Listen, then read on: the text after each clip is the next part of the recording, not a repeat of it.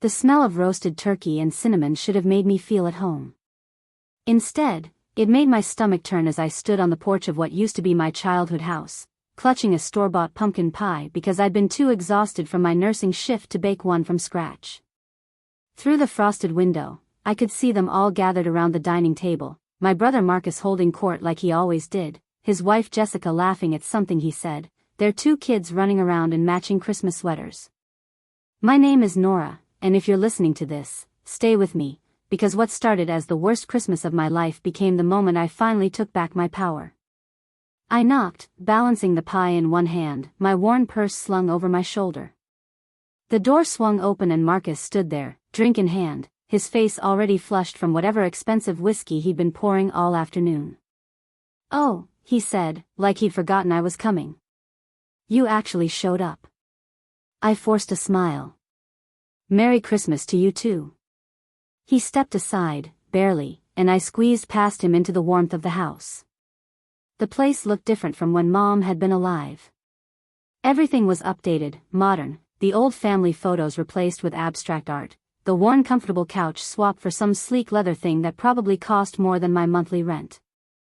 "Nora's here," Jessica announced from the kitchen, her voice dripping with false cheer.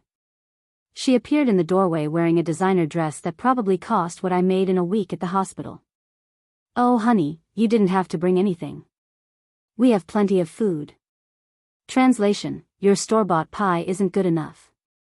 I set it on the counter anyway. It's tradition. The dinner was torture. I sat at the far end of the table, squeezed between Marcus's kids who ignored me completely, watching as everyone else laughed and drank and acted like one big happy family. My brother kept refilling his glass, getting louder with each drink, telling stories about his latest business deals, his new boat, the vacation home they were considering in Aspen. I picked at my turkey, feeling smaller with each passing minute. This was the house where Mom had raised us after Dad left. The house where she'd worked 2 jobs to keep the lights on.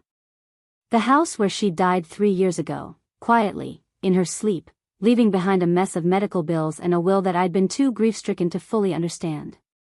"So Nora," Marcus said suddenly, his voice cutting through the chatter. "Still scraping by at that hospital job?" The table went quiet. I looked up, fork frozen halfway to my mouth. "I'm a registered nurse. I do fine." He laughed, but there was no warmth in it. "Right. Fine. That's why you're still renting that shoebox apartment in the bad part of town, right? While some of us actually made something of ourselves." Jessica touched his arm, a warning, but he shook her off. "I'm just saying," he continued, leaning back in his chair, lord of his domain. "It must be hard being the family disappointment. Always struggling. Always asking for help." My face burned. "I never ask you for help." "Maybe you should," he said, smirking. "Since you clearly can't manage on your own. I mean, look at you. 32 years old, single, broke, working a dead-end job. Mom would be so proud." Something inside me cracked. The room was spinning, faces blurring, and I could feel tears pressing hot behind my eyes, but I refused to let them fall. Not here. Not in front of him. "You know what, Nora?" Marcus set his glass down hard. "Honestly? You're a burden. You've always been a burden. Mom spent her whole life worrying about you, and now we have to do the same. It's exhausting." The words hit like a physical blow. I stood up, my chair scraping loud against the hardwood floor.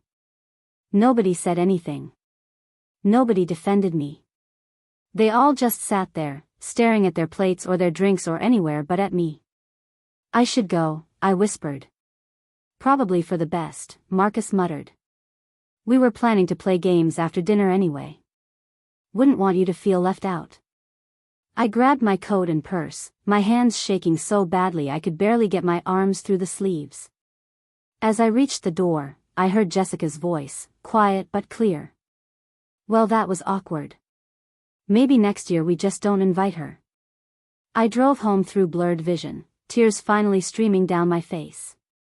When I got to my tiny apartment, I collapsed on my second-hand couch and let myself sob, deep ugly cries that tore through my chest. A burden. That's what I was to them. That's what I'd always been. I must have fallen asleep there because I woke up hours later, neck stiff, my face swollen from crying.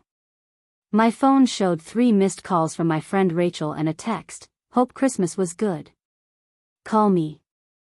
I couldn't bring myself to tell her the truth. Instead, I made tea and sat at my small kitchen table, staring at nothing. My eyes drifted to the cardboard box in the corner of my living room, the one I'd shoved there 3 years ago and never opened. Mom's papers. Her will, her bills, all the legal documents I'd been too overwhelmed to deal with properly. I'd handled the funeral, paid off what I could of her medical debt with my meager savings, and then just tried to move on. Marcus had taken over the house immediately, moving his family in within weeks of Mom's death. He'd said it made sense, that he had kids and needed the space, that I was too busy with work anyway. I'd been too numb to argue. But now, sitting in my quiet apartment with my brother's words echoing in my head, something made me stand up and drag that box over to the table. I started pulling out papers. Hospital bills marked paid. The funeral home invoice. Mom's death certificate. And then, at the bottom, a thick manila envelope from a law office I didn't recognize. It was still sealed. My hands trembled as I tore it open. Inside were legal documents, dense with text I could barely understand. A property deed. A trust document. And a letter, in Mom's shaky handwriting, dated 2 weeks before she died. My dearest Nora. If you're reading this, I'm gone, and I hope you've had time to grieve. I need you to understand something important. The house isn't going to Marcus like he thinks. I know he assumed it would be his, but I couldn't let that happen. Your brother has always been selfish, always taken more than he's given. When he borrowed money from me to start his business, he promised to pay me back. He never did. $50,000, gone, and he acted like I should be grateful he was successful. The house is yours, Nora. Fully paid off, in a trust with you as the sole beneficiary. I left Marcus as a secondary trustee only so he could maintain the property until you were ready to take it over. But ownership? That's you, baby. All you. I know you'll do the right thing. You always do. But don't let him walk all over you. You're stronger than you know. All my love, Mom. The letter slipped from my fingers. I read the deed again, this time actually comprehending the words. My name. Nora Christine Walsh. Primary beneficiary. Full ownership transferred upon death of trustee, Linda Marie Walsh. The house was mine.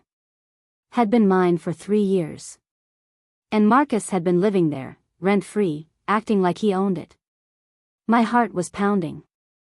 I grabbed my laptop and started searching for the law firm listed on the documents. They were still in business. I checked the clock, 9 p.m. on Christmas night, but I sent an email anyway, asking for an emergency consultation. The response came the next morning.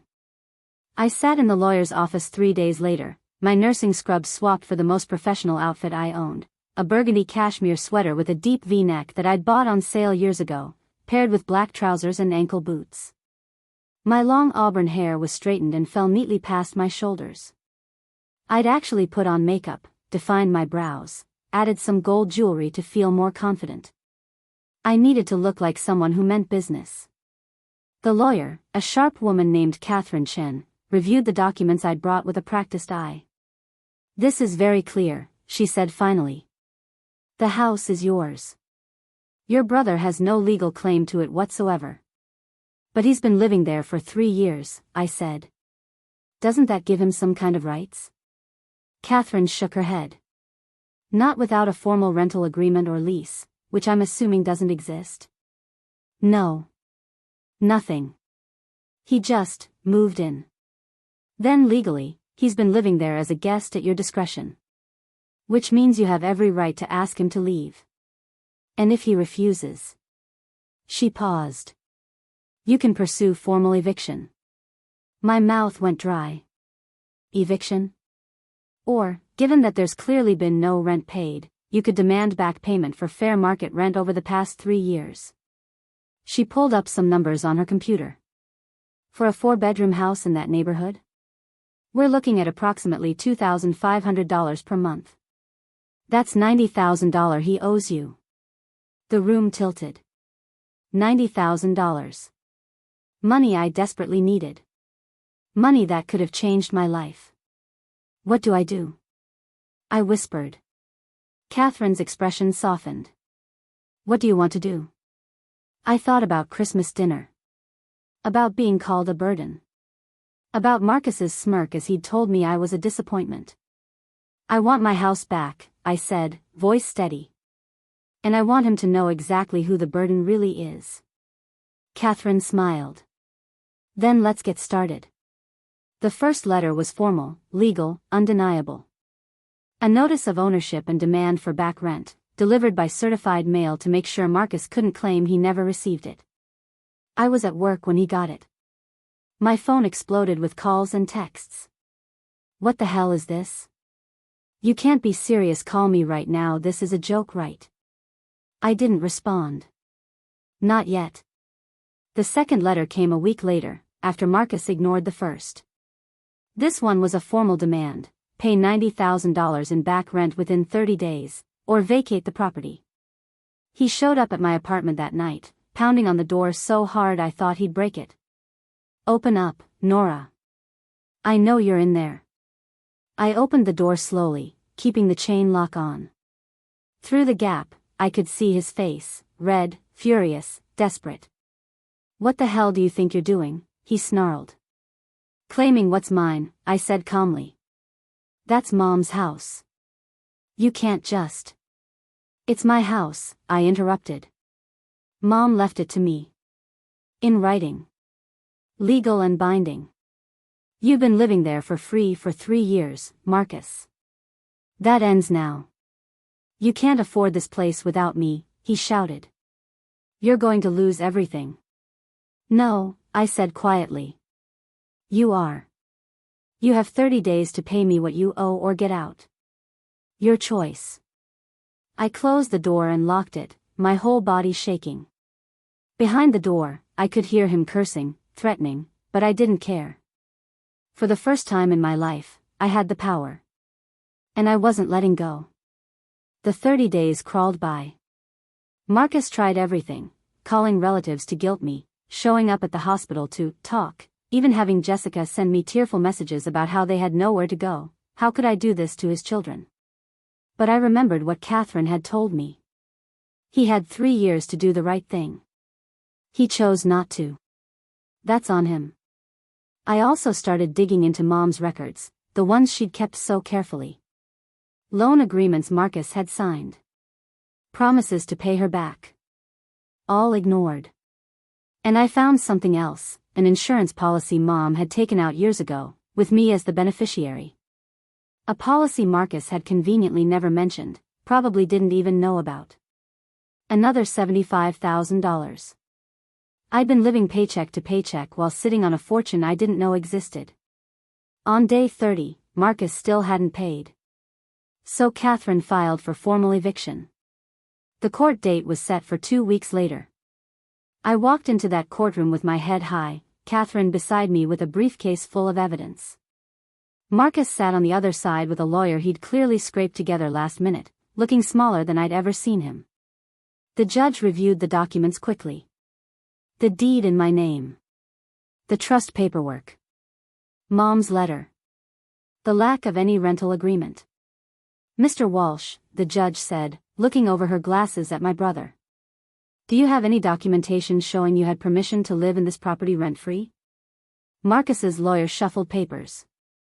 Your Honor, my client believed he had inherited the house from his mother. Belief isn't documentation, the judge interrupted. The deed is clear. The property belongs to Ms. Nora Walsh. Mr. Walsh has been living there without permission or payment for 3 years. She looked back at Marcus.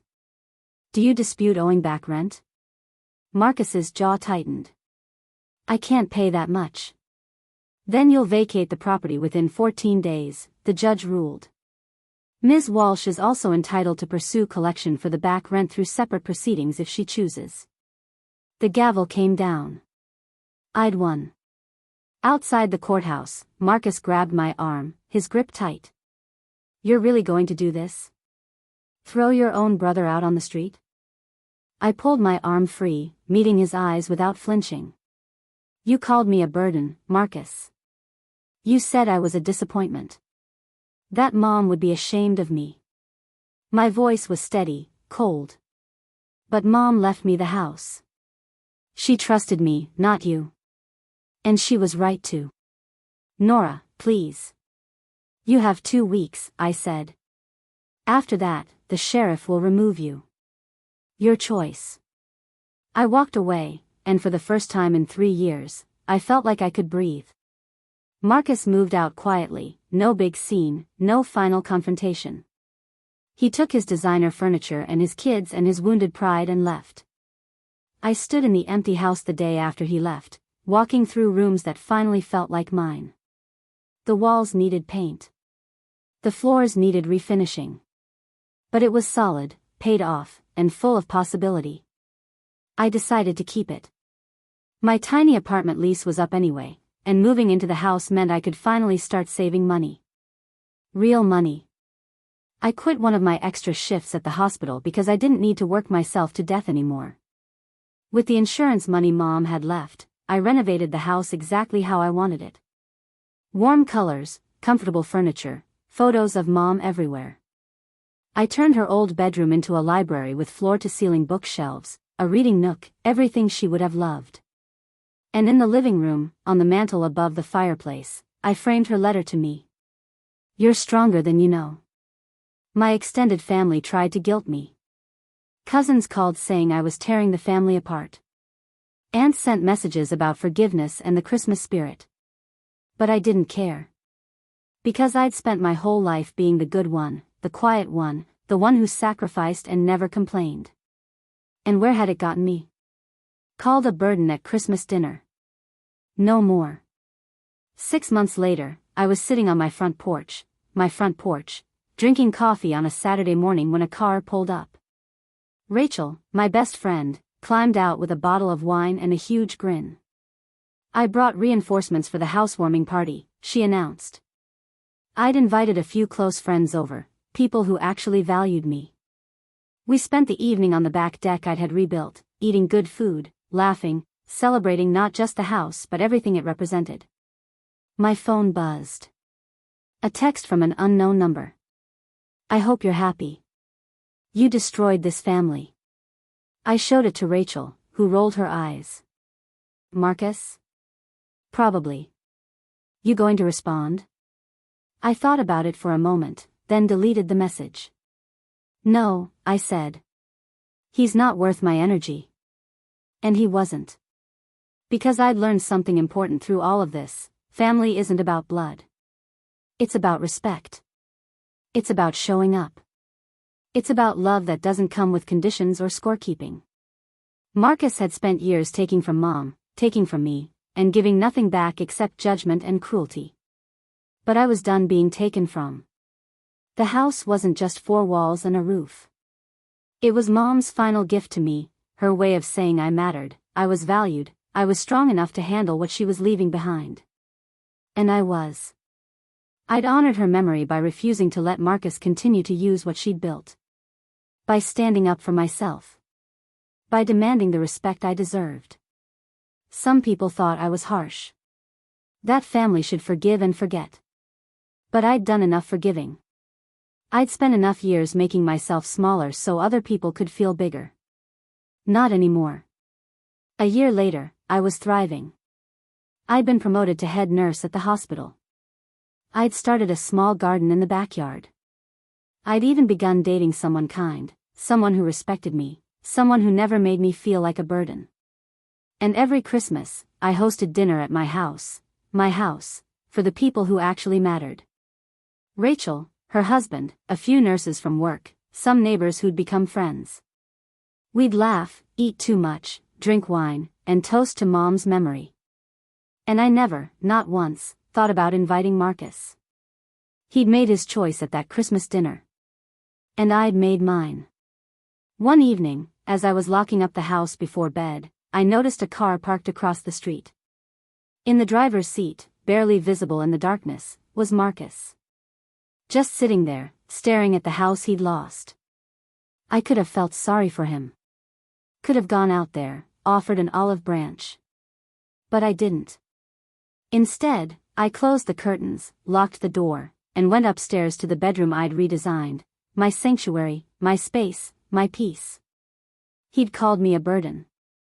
He'd tried to take everything from me. But I'd taken it all back. And I was never letting go again. Some people might say I was cruel. That I should have given him another chance. But those people hadn't sat at that Christmas dinner table, feeling their heart break as their own brother tore them apart. Those people hadn't spent years thinking they were worthless, only to discover they'd been sitting on a goldmine the whole time. Those people hadn't learned the hard way that sometimes, the only way to save yourself is to cut out the people poisoning you. Even if they're family. Especially if they're family. The months after the eviction brought unexpected revelations. I started going through more of Mom's belongings that Marcus had shoved into the attic, boxes I hadn't had the heart to open before. In one dusty cardboard box, I found journals. Mom's journals, spanning decades. I sat on the attic floor, dust motes floating in the afternoon sunlight streaming through the small window, and I read. Entry after entry about Marcus. How he'd borrowed money and never paid it back. How he'd promised to help with her medical bills and then disappeared when she got sick.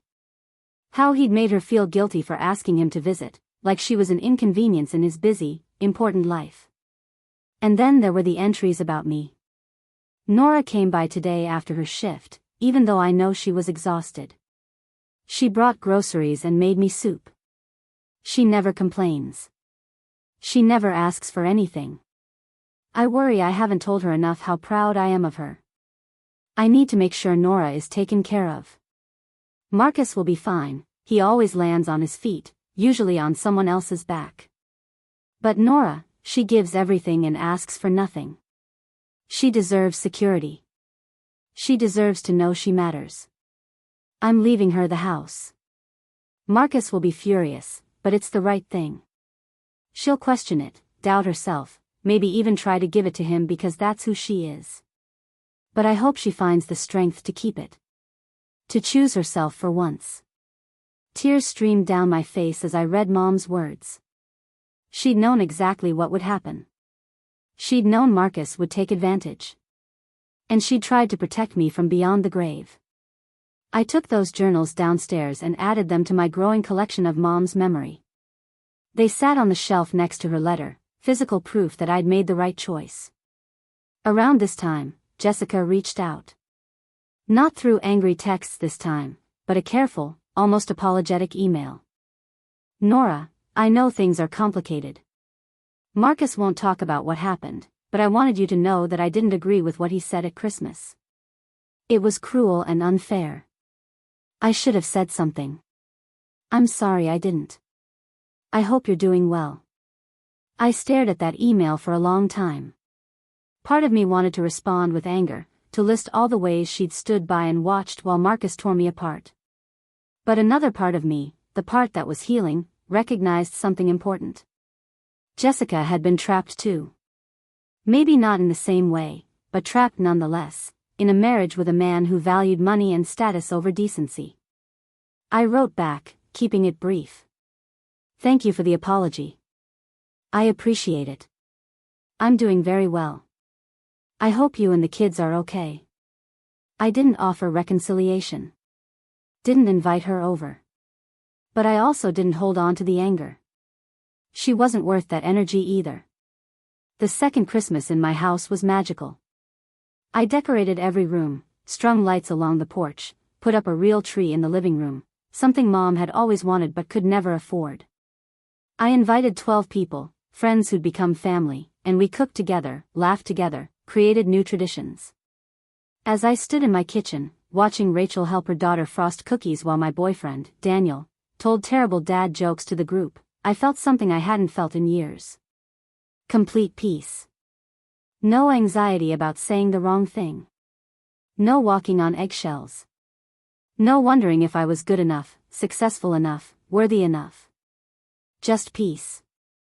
Later that night, after everyone had gone home, Daniel and I sat on the couch in front of the fireplace. He knew the whole story, every painful detail, and he'd never once made me feel like I'd done anything wrong. "Your mom would be so proud of you," he said softly, his arm around my shoulders. I leaned into him, watching the flames dance. "I hope so. I know so. You turned pain into power. That takes real strength." Marcus. He got out slowly, looking older than I remembered. Tired. He walked up to the fence but didn't come through the gate. "Nora," he said quietly. I stood up, brushing dirt off my gardening gloves. "Marcus. The house looks good. You've done a lot with it." I didn't respond, just waited. He shifted uncomfortably. "Look, I came to say I'm sorry. For what I said at Christmas. For everything." I studied his face, looking for sincerity. He seemed genuine, but I'd been fooled before. "Okay," I said simply. He blinked, clearly expecting more. "That's it? Just okay? What do you want me to say, Marcus? That it's fine? That we can go back to how things were?"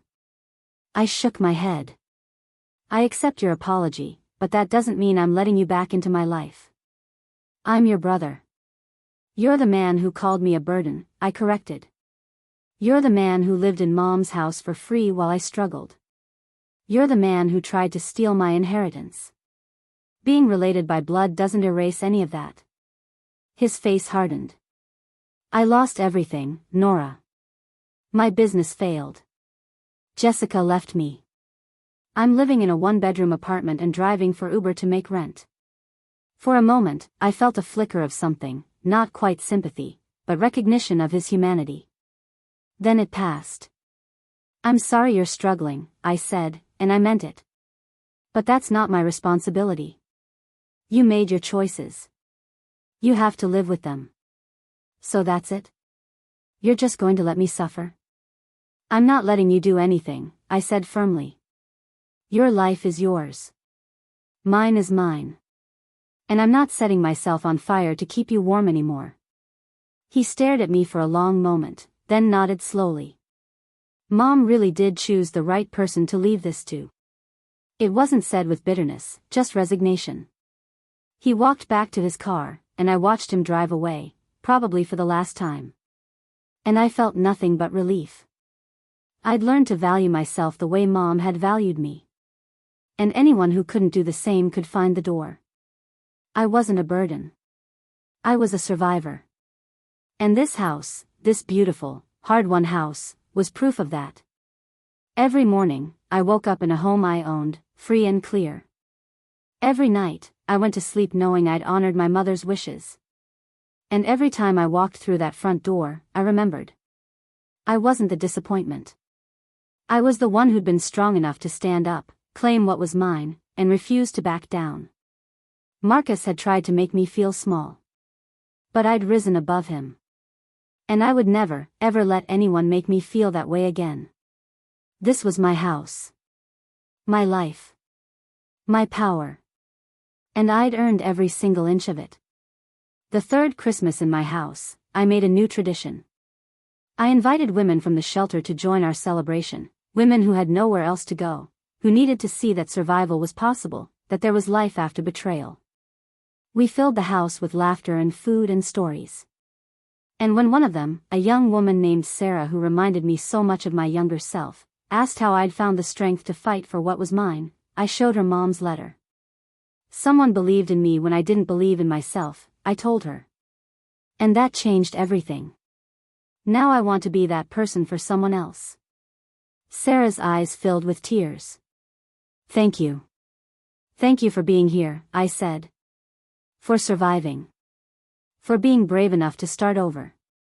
That night, standing in my living room surrounded by women who'd all fought their own battles, I finally understood what Mom had been trying to teach me. Strength isn't about never falling down. It's about getting back up. It's about recognizing your worth even when everyone around you tries to diminish it. It's about choosing yourself, even when it's hard, even when it costs you relationships, even when people call you selfish or cruel. Because at the end of the day, the only person who has to live with your choices is you. And I could live with mine. I'd chosen me. I'd chosen peace. I'd chosen power. And I would do it again in a heartbeat.